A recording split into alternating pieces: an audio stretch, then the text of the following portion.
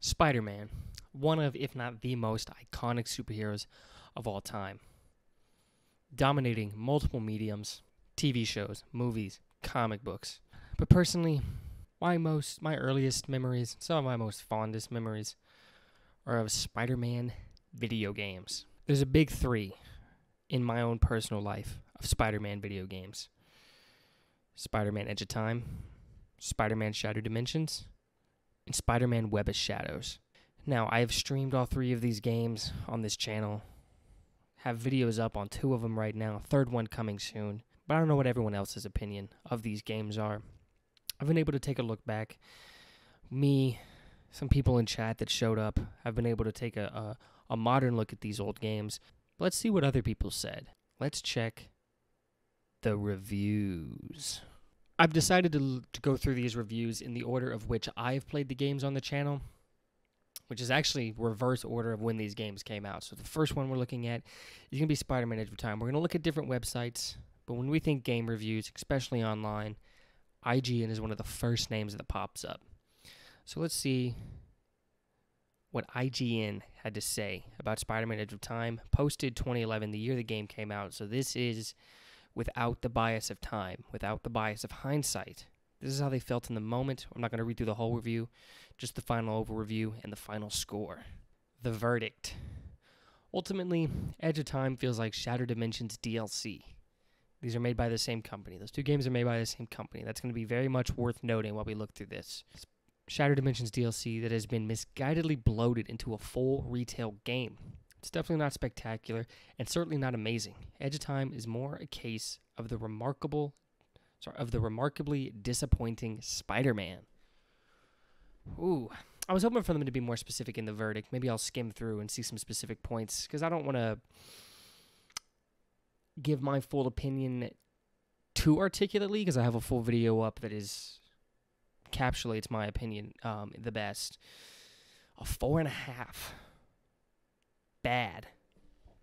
I won't spoil what I gave the game, but I'm letting you know right now, valid. This is 100% valid. If you look back on that game without the lens of nostalgia, it's hard to like the game. It really is. He does note in here that that Edge of Time is a unworthy follow-up to Shattered Dimensions. Something I actually do disagree with. I think these games are actually around the same tier. I don't understand this big difference and this big hype that you would have of Edge of Time based on Shattered Dimensions. Here we go. Instead, you spend most of your time blindly brawling through garishly lit laboratories and web-slinging down the drab corridors of Alchemax, performing the most trivial actions. This is very true. This game is very repetitive. It becomes very repetitive very quickly. Very annoying very quickly. Web-swinging down the corridors of Alchemax. I don't even know how many times I truly did that because web-slinging in this game is practically useless. I'm going to probably harp on this a lot. Beenox, making this game in Shattered Dimensions, is the studio that has gotten their hands on Spider-Man that cares about web-slinging the least. It is impossible to make web-slinging worse than these two games. Here we go. And aside from Spider-Man 2099's free-falling sections, of which there are so many, there are very few differences in gameplay between the two protagonists. Yes, the Amazing Spider-Man, Peter Parker, has no gameplay differences from Miguel, but Miguel has some added stuff in his that Peter doesn't have, so it's one-sided in that regard, but those free-fall sections were abysmal. Very irritating, very annoying, super aggravating. The graphics are perfectly passable, but never impressive.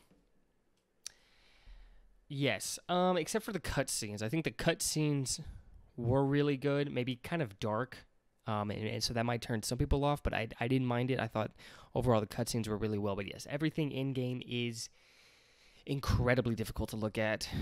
A 4.5, bad, very fair, but let's see what the actual fans have to say. Metacritic.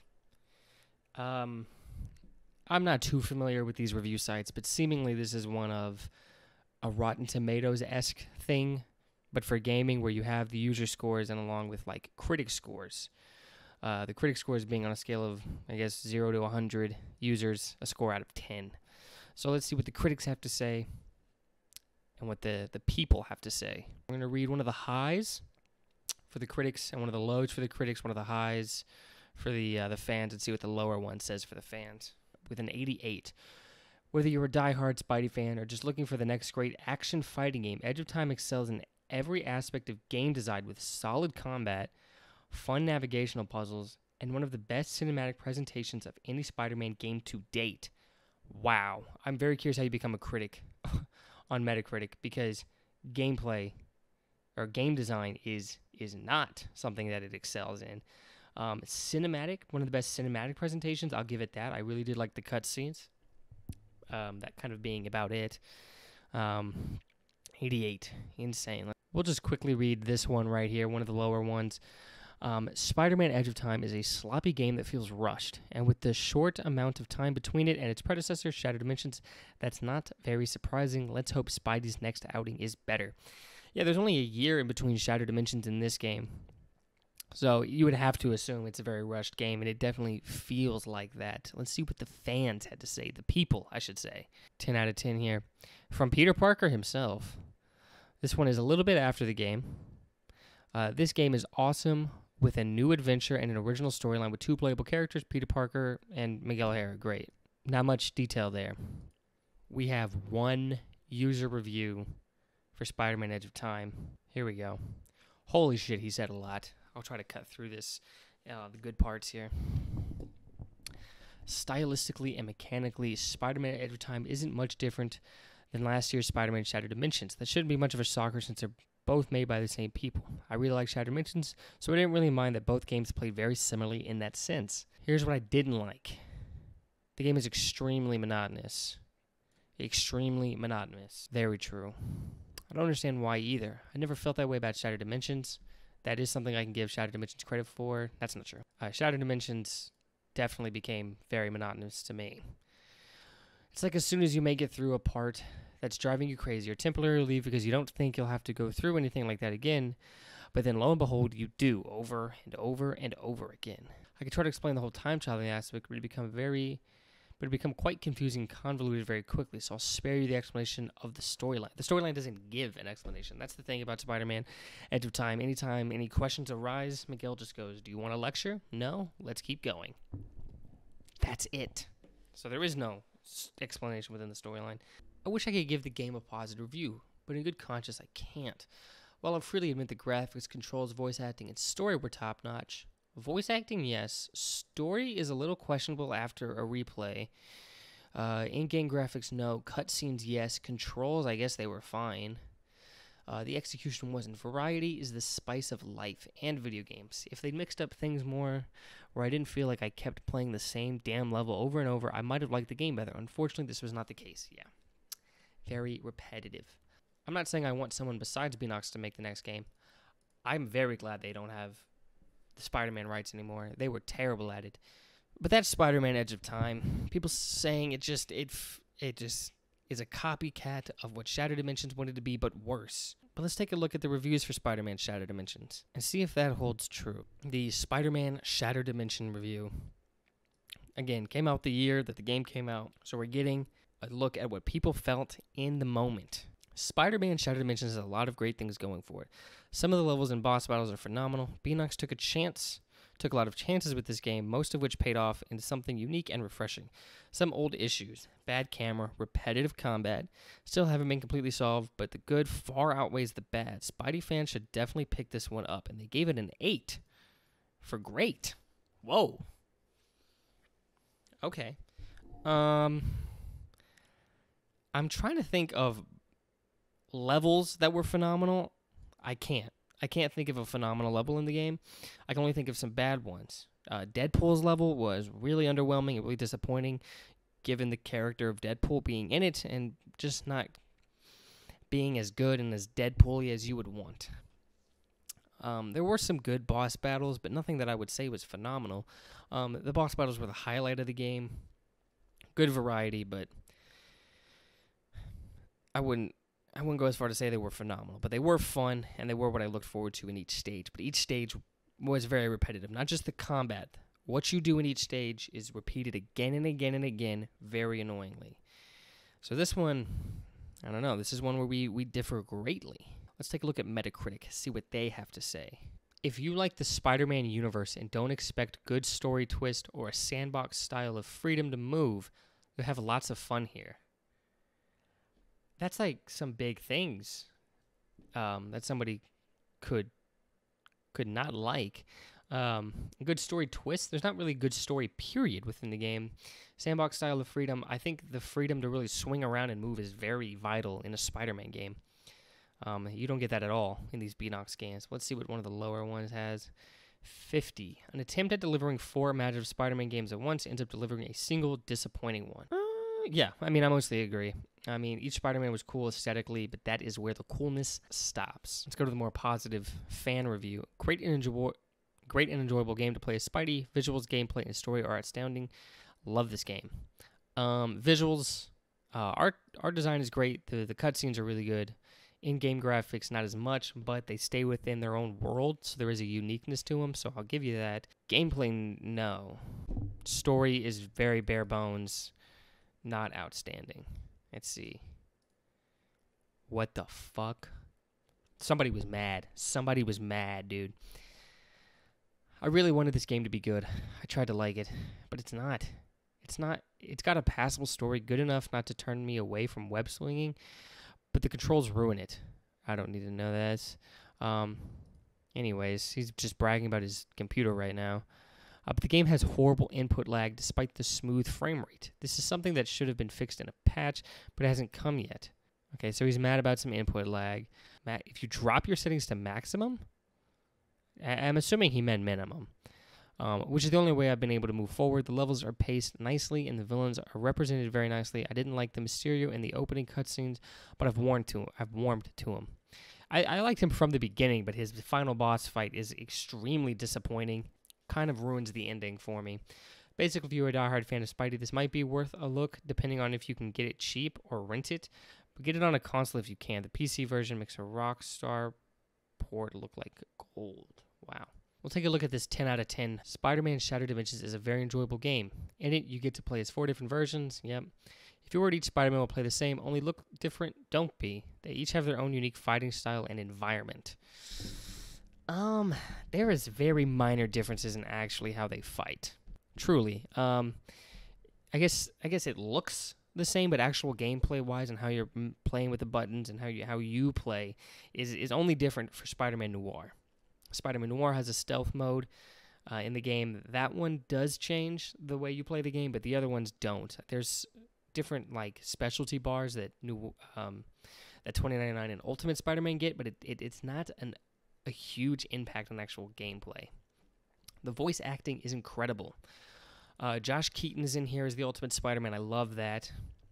Christopher Daniel Barnes is Spider-Man Noir. He does a great job in this.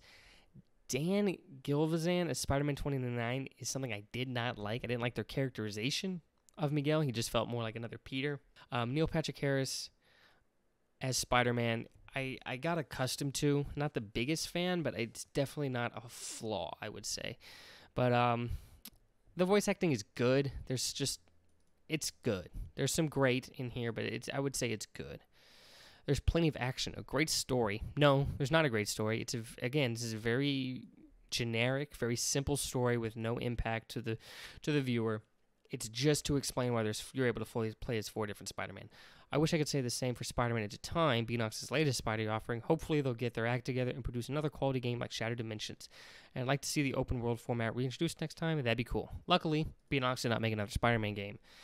And even him who gave this game a 10 out of 10 bashes Edge of Time. They're very similar. I feel like they play very similar.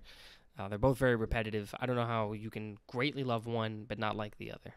They're both bad. Well, the gameplay is okay. I would give it a 5 out of 10 because sometimes the camera is annoying. I'll warn you right now, all 3 Spider-Man games, annoying-ass camera.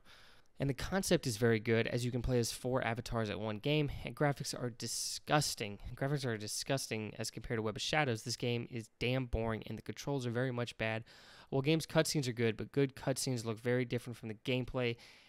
He's honestly kind of right about that. I think he's being a little overly harsh to the in-game graphics, but I'm giving the in-game graphics a little bit of leeway because they stick to art direct, like a good art direction for each dimension that makes them feel different. But yeah, in-game, he's honestly kind of spitting about that one. And gameplay is quite cartoon type and seemed like I'm watching anime Spider-Man. Well, the best gameplay is with Black Spider-Man, and there was not any kind of free roam kind of this in this game. Well, I think it is not worth buys as Web of Shadows is much better than this. Actually, I am very upset of graphics. I expect a lot from this game. What happened during him writing this? Maybe I overlooked it in the beginning, but in the beginning he was making like normal sentences, and then just near the end, everything just started to fall apart. This was a crazy review, but weirdly enough, he's actually the most right. But now we get a sense of Shattered Dimensions. People really enjoying the 4 different Spider-Man, and I think that's kind of clouding their judgment. And we keep hearing references to Web of Shadows being this really good game.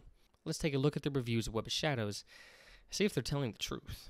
All right, this came out in 2008, same year the game did. In the end, Spider-Man Web of Shadows is a missed opportunity. Activision, Treyarch, Aspyr, and Shaba were given a blank slate to create whatever Spider-inspired tale they wanted, and they put together a game starring a whiny hero. The worst voice actor I've ever heard for Spider-Man is in this game. Whiny is a perfect description for it. A foggy story. Foggy is not a good description word for it. I think the story in this game is very clear about what it is. You want to know how I feel about the story? Check out the video next week. Repetitive gameplay, 100%. And a focus on pretty combat combos instead of engaging combat mechanics. Kind of. There's a complaint I have about the combat in this game and something being overused. Pretty combos is probably not exactly what I would say. Web of Shadows is better than the last Spidey game to make it to the market, but that's not a ringing endorsement. If this game makes your spider sense tingle in a good way, I suggest renting or waiting for a price cut before taking the plunge. Web of Shadows has its moments of fun, but they're lost in a sea of gaffes that true believers are likely to revile. He gave it a 5.3. But let's see what some of the fans actually have to say. Some other critics not endorsed by IGN, and just some normal people. Let's see, the highest critic says, Web of Shadows is an improvement over previous Spider-Man titles, but still lacks the punch we expect from such a popular movie-based intellectual property. It's not a movie-based intellectual property, it's a comic book-based one. This one has nothing to do with the movies, pulls nothing from the movies. This is just wrong. A poorly told story, coupled with mediocre and often repetitive action sequence, have thwarted the title's chances of blockbuster glory this Christmas. Poorly told story, it's a decision-based game. You might not have liked your own decisions. The story is pretty clear. We can talk about the story. There's negative things to say about the story, but foggy and poorly told are not any of the negative descriptions I would use for the story in the game. Again, check out next week's video. Web of Shadows aims for a sandbox GTA-style open environment, but has neither the verve nor the technical ability to pull it off. Yeah, it's a really... It's a very barren game in the open world. Striving for some GTA fun. They're just saying that because it's open world. That's the only link I could see between these games, and even the attempted style of them. Just that they're open world. So I don't get that one. Let's see what somebody else from a different part of the world possibly has to say. Really very dynamic and interesting game, intriguing plot, characters, graphics, combat system, etc. He just said everything's good. That's false. Intriguing plot, I guess intriguing concept, but execution of the plot, not as good as the base concept. Characters, we went over Spider-Man. His voice really brought down the character. Graphics, I played on the Wii. I don't feel comfortable talking about the graphics. Combat system, cool attempt within the combat system, and I'll just leave it at that. Oh yeah, this was interesting. I would give it a 9.5 if I could. This game is incredible in every aspect. Just a bit glitchy, but definitely my favorite Spidey game, and I played all of them. Also, recommend, but gets a lot of shit, Spider-Man 3 PS2. Why is it 0? Why is it 0? Let's see if we can find another red. Another bad game. Spider-Man is such a bad in games. Only 1 or 2 games are good for him. The spin-off gives you a boring story and an impossible friendship. I don't know what friendship he's referring to. So let's check out IMDb to finish off this video. Jesus Christ, man. Here we go.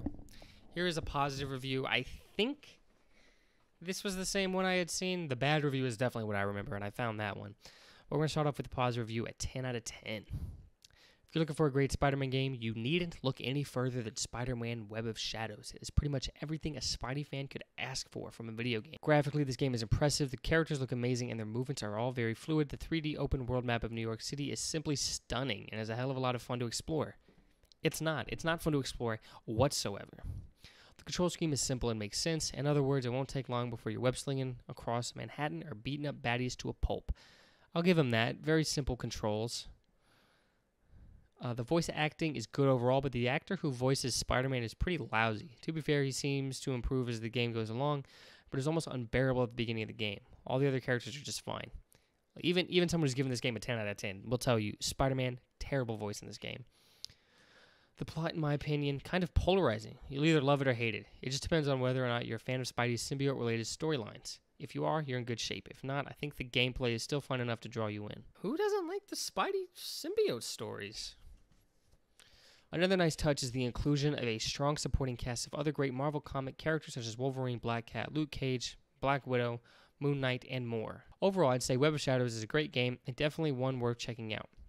I think the symbiotes worked great for this game, but I would definitely like to see a change of pace in a future title. Over the last several years, symbiote-related storylines have flooded the Spider-Man marketplace, and with Spidey boasting probably the greatest rogues gallery villains of any hero, Marvel or DC, it'd be nice to see him take on someone of the non-symbiote variety next time.